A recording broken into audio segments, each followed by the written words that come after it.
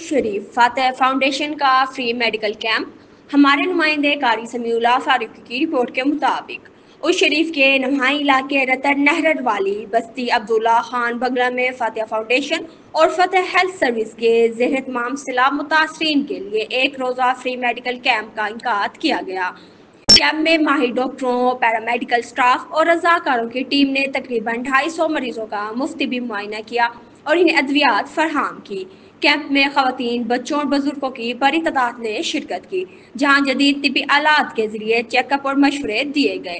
سیلاب زدہ علاقوں میں بیماریوں کے پھیلاؤ کے پیش نظر بخار، نزلہ، جلدی امراض اور غذائی کمی جیسے مسائل کے علاج پر خصوصی توجہ دی گئی۔